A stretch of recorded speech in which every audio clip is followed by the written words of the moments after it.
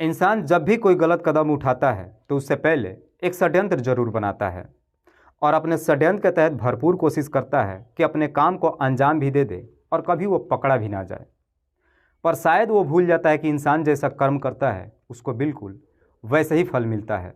आज की कहानी में भी सेम कुछ ऐसी होता है। पुलिस को एक ऐसा डेड बॉडी मिलता है जिसका सर ही मौजूद नहीं होता है। इसीलिए इस केस को सॉल्व करने में पुलिस के भी पसीने छूट जाते हैं। लेकिन पुलिस अपनी कड़ी मुशक्कत के बाद आखिरकार लगभग 3 महीनों बाद एक दिन इस केस का खुलासा कर ही देती है। लेकिन पुलिस जब इस केस का खुलासा करती है तो एक ऐसा सच्चाई सामने निकल कर आता है जिसे सुनने के बाद किसी को भी अपने कानों पे यकीन ही नहीं होता है। नमस्कार, आदाब, मैं हसमुद्दीन और आप देख रहे हैं सफ़र क्राइम तक। आज की जो सच्ची घटना मैं आपको सुनाने वाला हूँ, दरअसल ये घटना है मध्य प्रदेश की। मध्य प्रदेश का एक ज़िला पड़ता है बैतूल और इसी बैतूल ज़िले का एक थाना आता है रानीपुर। बात कर रहा हूँ मैं 29 दिसंबर 2022 की। रानीपुर थाने के अंतर्गत एक जंगल में जब एक व्यक्ति जलावन की लकड़ी काटने के लिए जाता है तो उसे काफ़ी दुर्गंध महसूस होता है। व्यक्ति जब दुर्गंध के तरफ आगे बढ़ना शुरू होता है तो देखता है कि सामने एक डेड बॉडी पड़ा हुआ है जो चादर में लपेटे हुआ है। दरअसल वो डेड बॉडी बुरी तरीके से सड़ चुका था और वो दुर्गंध वहीं से आ रहा था। व्यक्ति जैसे इस तरह की नज़ारा देखता है वो काफ़ी घबरा जाता है और वहाँ से भागते दौड़ते गांव में जाता है और गांव वालों को खबर देता है। गांव वालों को जैसे ही खबर मिलती है, देखते ही देखते वहाँ पे काफ़ी तादाद में लोग इकट्ठा हो जाते हैं। तभी उन्हीं में से एक व्यक्ति इस बात की सूचना रानीपुर थाने में दे देता है। पुलिस को जैसे ही सूचना मिलती है, पुलिस अपनी टीम के साथ घटनास्थल पर पहुँचती है और उस डेड बॉडी को चेक करती है। पुलिस जब उस डेड बॉडी को चादर से बाहर निकालती है तो देखती है कि धड़ तो मौजूद है लेकिन उसका सर नहीं मौजूद है। दरअसल मरने वाली एक महिला थी जिसकी उम्र लगभग 35 से 40 साल के आसपास थी। उसके कपड़ों को देख के लग रहा था कि शायद वो महिला किसी मध्यम वर्गीय परिवार की रहने वाली है। पुलिस उस महिला की शिनाख्त करने के लिए वहाँ के आसपास के तमाम जगहों पर उसके सर की तलाश करती है, लेकिन इसके बावजूद भी उस महिला का सर नहीं मिलता है। आखिरकार पुलिस सबसे पहले उस महिला की डेड बॉडी को अपने कब्जे में लेती है और फिर उसे पोस्टमार्टम के लिए भेज देती है। लेकिन पुलिस के सामने सबसे बड़ा चैलेंज ये हो जाता है कि जब तक उस महिला का शिनाख्त नहीं हो जाता है तब तक पुलिस इस केस में एक कदम आगे नहीं बढ़ सकती थी। इसीलिए पुलिस उस महिला की डेड बॉडी का एक फ़ोटो लेकर एरिया के तमाम थानों में सर्कुलेट करती है। देखते ही देखते लगभग 1 महीने का समय गुजर जाता है, लेकिन इसके बावजूद भी ना तो कोई व्यक्ति थाने में पहुंचता है और ना ही उस महिला के बारे में पूछताछ करता है। इसीलिए पुलिस अब 10,000 रुपये का इनाम घोषित कर देती है कि जो भी व्यक्ति इस महिला की शिनाख्त करेगा उसे 10,000 रुपये का इनाम दिया जाएगा। लेकिन इसके बावजूद भी ना तो कोई व्यक्ति थाने में जाता है और ना ही उस महिला के बारे में पूछताछ करता है। इधर बैतूल के विवेकानंद वार्ड की रहने वाली राधा जिसकी उम्र है लगभग 41 साल। राधा के पति का नाम शैलेंद्र जिसकी उम्र है लगभग 45 साल। शैलेंद्र के टोटल 2 बेटे हैं, जिसमें बड़े बेटे का नाम शौर्य जिसकी उम्र है 14 साल, छोटे बेटे का नाम शक्ति जिसकी उम्र है लगभग 9 साल के आसपास। राधा जो सागर जिले के देवरी गांव की रहने वाली है। राधा के भाई का नाम संदीप पिछले 3 महीनों से अपने बहनोई शैलेंद्र के नंबर पर फ़ोन कर रहा था अपनी बहन से बातचीत करने के लिए। लेकिन संदीप जब भी शैलेंद्र के नंबर पर फ़ोन करता है हर बार शैलेंद्र का नंबर आउट ऑफ रीचेबल बताता है। आखिर संदीप एक बार फिर से होली के दिन शैलेंद्र के नंबर पर फ़ोन करता है। वो दिन शैलेंद्र के नंबर पर रिंग भी जारी है और शैलेंद्र फ़ोन भी उठाता है। लेकिन शैलेंद्र जैसे ही फ़ोन उठाता है संदीप से कहता है कि काफ़ी दिनों के बाद फ़ोन किए हो, क्या हालचाल है। इस पर संदीप कहता है कि मैं पिछले 3 महीनों से तुम्हारे नंबर पर फ़ोन कर रहा हूँ लेकिन तुम्हारा नंबर नॉट रीचेबल बता रहा है। दरअसल मुझे दीदी से बातचीत करनी है, दीदी से बात कराओ। संदीप जैसे इस तरह की बातें शैलेंद्र से कहता है तो शैलेंद्र संदीप से कहता है कि तुम्हारी दीदी तो 10 दिन पहले ही तुम्हारे ही घर गई है। शैलेंद्र जैसे इस तरह की बातें संदीप से कहता है तो संदीप कहता है कि मैं मजाक नहीं कर रहा हूँ, सीरियस फ़ोन किया हूँ, दीदी से बात कराओ। तो शैलेंद्र भी कहता है कि मैं भी मजाक नहीं कर रहा हूँ, अगर तुम्हें यकीन नहीं है तो तुम अपने भांजे से बात कर लो। शैलेंद्र अपने बड़े बेटे शौर्य को फ़ोन दे देता है। शौर्य जब अपने मामा से बातचीत करता है तो अपने मामा से कहता है कि मम्मी 10 दिन पहले ही घर से निकली थी, जाते वक्त बताई थी कि मैं तुम्हारे मामा के घर जा रही हूँ। शौर्य जब इस तरह की बातें संदीप से कहता है तो संदीप भी सोचने पर मजबूर हो जाता है कि आखिरकार दीदी कहाँ चली गई। आखिरकार संदीप एक दिन अपनी बहन के बारे में पता लगाने के लिए शैलेंद्र के घर पे जाता है। लेकिन जब शैलेंद्र के घर पे पहुंचता है तो उस दिन शैलेंद्र अपने घर पे नहीं होता है। शैलेंद्र के दोनों बेटे घर पे होते हैं। संदीप अपने भांजों से अपनी बहन के बारे में पूछताछ करता है। दोनों भांजे जवाब तो देते हैं, लेकिन जवाब विश्वासजनक नहीं होता है। इस पर संदीप को थोड़ा सा अटपटा लगता है। संदीप को जैसे ही अटपटा लगता है, 13 मार्च 2023 को बैतूलगंज थाने में जाता है और अपनी बहन का गुमशुदगी का रिपोर्ट दर्ज करा देता है। संदीप जैसे ही अपनी बहन का गुमशुदगी का रिपोर्ट दर्ज कराता है, पुलिस राधा की तलाश करते हुए सबसे पहले उसके घर पे जाती है। लेकिन जब राधा के घर पे पुलिस पहुंचती है तो मालूम चलता है कि शैलेंद्र घर छोड़ करके फरार हो चुका है। इस पर पुलिस को कहीं ना कहीं शैलेंद्र के ऊपर शक चला जाता है। इसीलिए पुलिस अब शैलेंद्र के बैकग्राउंड खंगालना शुरू कर देती है। पुलिस जब शैलेंद्र का बैकग्राउंड खंगालना शुरू करती है तो मालूम चलता है कि शैलेंद्र राधा से दूसरी शादी किया था। दरअसल इससे पहले भी शैलेंद्र ने कल्पना से शादी कर चुका था। दरअसल कल्पना की मौत हो चुकी थी।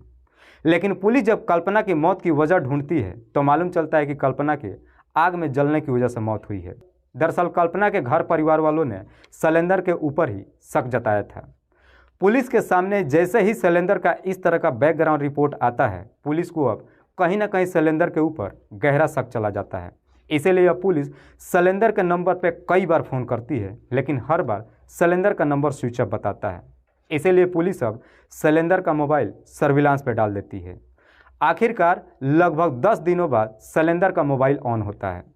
शैलेंद्र का मोबाइल जैसे ही ऑन होता है तो उसका लोकेशन महाराष्ट्र के पुणे शहर का दिखाता है। पुलिस बिना समय गंवाए ही अपनी टीम को लेकर महाराष्ट्र के पुणे शहर में जाती है और वहां से शैलेंद्र को अपने कस्टडी में लेकर थाने पहुंच जाती है और फिर शैलेंद्र से उसकी पत्नी राधा की हत्या के बारे में पूछताछ करने लगती है। पहले तो शैलेंद्र इधर उधर की बात करता है, लेकिन पुलिस जैसे ही अपना शक्ति दिखाना शुरू करती है, शैलेंद्र तुरंत ही अपनी सच्चाई कबूल कर लेता है। शैलेंद्र के पिता एक सरकारी नौकरी करते थे, लेकिन नौकरी के दौरान ही उनकी मौत हो जाती है। इसीलिए उनके जगह पे अनुकंपा के तहत शैलेंद्र की नौकरी हो जाती है। शैलेंद्र जब सरकारी नौकरी ले लेता है, ठीक ठाक पैसे कमाने लगता है, लेकिन शैलेंद्र के पास जब पैसा आना शुरू हो जाता है, गलत लोगों के साथ में दोस्ती कर लेता है। दिन भर अपने दोस्तों के साथ इधर उधर आवारागर्दी करता है, दारू शराब पीने लगता है। साथ ही साथ जब थोड़े बहुत पैसे हो जाता है, शैलेंद्र एक कार भी खरीद लेता है। दरअसल दिन भर अपने दोस्तों के साथ आवारागर्दी ही नहीं करता है, बल्कि कई महिलाओं के साथ में अवैध संबंध भी बनाता है। शैलेंद्र इस तरीके से गलत लोगों का संगत कर लेता है कि अपने दोस्तों के साथ में गैरकानूनी काम भी करना शुरू कर देता है। लेकिन इसी गैरकानूनी काम के चलते एक दिन शैलेंद्र पकड़ा जाता है, जिसकी वजह से उसकी नौकरी चली जाती है।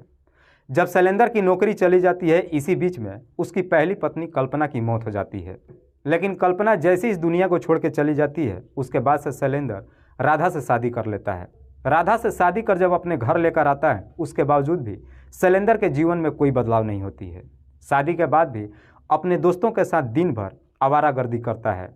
देखते ही देखते जब कुछ साल का समय गुजर जाता है, शैलेंद्र के 2 बच्चे भी हो जाते हैं। लेकिन शैलेंद्र की माली हालत इस कदर से ख़राब हो जाती है कि अब उसके बच्चों का खर्चा चलाना भी मुश्किल हो जाता है, जिसकी वजह से आए दिन अब शैलेंद्र और उसकी पत्नी में हर छोटी मोटी बातों को लेकर झगड़े तकरार शुरू हो जाता है। दरअसल राधा को अपने मायके में एक प्लॉट मिलता है और राधा उस प्लॉट को बेचकर सारा पैसा अपने भाई के पास जमा कर देती है। लेकिन राधा जब उस प्लॉट को बेचती है, इस बात की जानकारी शैलेंद्र को मिल जाता है। शैलेंद्र का जब माली हालत हद से ज़्यादा खराब हो जाता है, शैलेंद्र अपनी पत्नी से उन पैसों की मंगाने की बात करता है। लेकिन राधा शैलेंद्र को हर बार एक ही जवाब देती है कि मैं उन पैसों को किसी कीमत पर खर्च नहीं करूँगी। 7 दिसंबर 2022 को शैलेंद्र के दोनों बेटे जब स्कूल चले जाते हैं, शैलेंद्र अपनी पत्नी से उन पैसों की मंगाने की बात करता है। लेकिन राधा अपनी पति से साफ साफ कह देती है कि मैं उन पैसों को किसी कीमत पर नहीं लाऊंगी। मुझे मालूम है कि अगर मैं वो पैसा ला दी तो तुम वो सारा पैसा शराब में उड़ा दोगे। मैं वो सारा पैसा अपने बच्चों के आने वाले भविष्य के लिए जमा कर रखा है। राधा उन पैसों को लाने के लिए तैयार ही नहीं होती है। इसी बात को लेकर शैलेंद्र और राधा के बीच में झगड़े तकरार शुरू हो जाता है। झगड़े तकरार कुछ इस प्रकार से आगे बढ़ जाता है कि आखिरकार शैलेंद्र काफ़ी गुस्से में आ जाता है और गुस्से में ही अपने घर में रखा हुआ फावड़ा उठाता है और राधा के सर पे काफ़ी जोर से वार कर देता है, जिसकी वजह से राधा वहीं पे गिर जाती है। उसके सर से काफ़ी मात्रा में खून बहने लगता है, जिसकी वजह से राधा की घटनास्थल पर ही मौत हो जाती है। राधा जैसे इस दुनिया को छोड़ के चली जाती है, उसके बाद से शैलेंद्र भी काफ़ी सोच में पड़ जाता है। इससे पहले कि उसके दोनों बेटे स्कूल से वापस आ जाए, शैलेंद्र राधा की डेड बॉडी को एक चादर में लपेटकर अपने ही घर में छुपा देता है और उन सारे खून को बेहतर तरीके से साफ कर देता है। शैलेंद्र के दोनों बेटे जब घर पे आते हैं तो शैलेंद्र अपने बड़े बेटे सौर से सारी सच्चाई बता देता है। सौर को जब सारी सच्चाई मालूम चलता है कि उसकी माँ अब इस दुनिया को छोड़ के जा चुकी है, सौर भी रोने लगता है। शैलेंद्र अपने बेटे को समझाते हुए कहता है कि मैंने हत्या तो कर दिया है, लेकिन अब पुलिस आएगी, मुझे पकड़ के ले जाएगी और कम से कम मुझे 14 साल के लिए जेल हो जाएगा। तुम दोनों हमेशा के लिए अनाथ हो जाओगे। शैलेंद्र जैसे इस तरह की बातें कहता है तो इसे सुन करके सौर भी अब काफ़ी ज़ोर ज़ोर से रोने लगता है। सौर जब रोने लगता है तो शैलेंद्र अपने बेटे को समझाते हुए कहता है कि अगर मैं जेल ना जाऊं, इसके लिए मात्र एक ही उपाय है कि तुम्हारी माँ की डेड बॉडी को ठिकाने लगाना पड़ेगा और तुम्हें मेरा साथ देना होगा।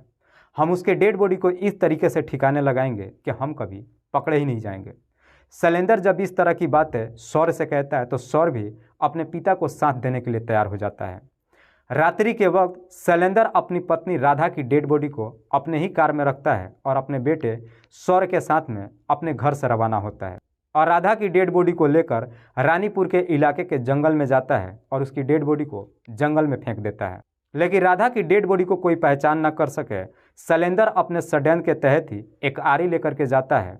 राधा की डेड बॉडी से उसी आरी के जरिए उसके सर को धड़ से अलग कर देता है और उसके धड़ को वहीं पे छोड़ देता है और सर को एक पॉलीथीन में पैक कर लेता है। बाप बेटा दोनों कार में बैठते हैं और राधा के सर को लेकर वहाँ से नेशनल हाईवे के जरिए शाहपुर के इलाके में पहुँचते हैं। शाहपुर के इलाके में जाकर एक गड्ढा खोदते हैं और उसी गड्ढा में राधा के सर को डालकर उस पर पेट्रोल छिड़क कर आग जला देते हैं। उसके बाद से शैलेंद्र अपने बेटे के साथ वापस अपने घर चला आता है। लेकिन राधा का भाई संदीप राधा का जब गुमशुदगी का रिपोर्ट थाने में जाके दर्ज करा देता है, इस बात की जानकारी जब शैलेंद्र को मालूम चलता है तो शैलेंद्र एकदम से डर जाता है। उसे लगता है कि आज नहीं तो कल अब पुलिस उसे ज़रूर पकड़ लेगी। इसीलिए अब शैलेंद्र भागने की कोशिश करता है। शैलेंद्र भागने की तो कोशिश करता है, लेकिन उसके सामने कोई रास्ता ही नज़र नहीं आता है। इसीलिए अपने बचपन के दोस्त गोविंद के नंबर पर फ़ोन करता है। गोविंद महाराष्ट्र के पुणे शहर में नौकरी करता है। शैलेंद्र गोविंद के नंबर पर फ़ोन करता है और कहता है कि मुझे तेरी मदद की ज़रूरत है। गोविंद जब शैलेंद्र से पूछताछ करता है तो शैलेंद्र कहता है कि मुझे तेरे साथ कुछ दिन वहाँ पे रहना है। गोविंद उससे पूछता है कि क्या बात है, लेकिन शैलेंद्र कहता है कि सारी बात वहाँ आने के बाद बताऊँगा। गोविंद भी कहता है कि ठीक है, चला आ। शैलेंद्र तुरंत ही गोविंद के पास पहुँच जाता है। लेकिन गोविंद के पास जब पहुँचता है, गोविंद जब शैलेंद्र से पूछताछ करता है तो शैलेंद्र सारी सच्चाई गोविंद को बता देता है। लेकिन गोविंद को जब सारी सच्चाई मालूम चलता है तो गोविंद भी थाने में नहीं जाता है, बल्कि अपने दोस्त का बचाव करते हुए कहता है कि तू यहाँ पे बेहतर से रह सकता है, पुलिस यहाँ तुझे कभी भी नहीं पकड़ पाएगी। लेकिन जैसे ही शैलेंद्र का मोबाइल ऑन होता है, लोकेशन उसका पुलिस ट्रेस कर लेती है और फिर पुलिस शैलेंद्र को अपने कस्टडी में लेकर थाने पहुँच जाती है। वाकई में शैलेंद्र जब ये पूरी कहानी पुलिस वालों को बताता है तो पुलिस शैलेंद्र के ही तहरीर पे उसके दोस्त गोविंद को भी अपने कस्टडी में लेकर आती है। फिलहाल पुलिस ने शैलेंद्र, उसके दोस्त गोविंद और शैलेंद्र का बड़ा बेटा सौर को अपने कस्टडी में लिया है। फिलहाल पुलिस ने इन तीनों को अपने कस्टडी में लेकर इन तीनों पे गंभीर धाराओं में मुकदमा दर्ज करके जेल भेज दिया है। दोस्तों, इस पूरी घटना के बारे में आप क्या सोचते हैं? आप अपनी राय हमें कमेंट बॉक्स में ज़रूर दीजिएगा। तब तक के लिए जय हिंद, जय भारत।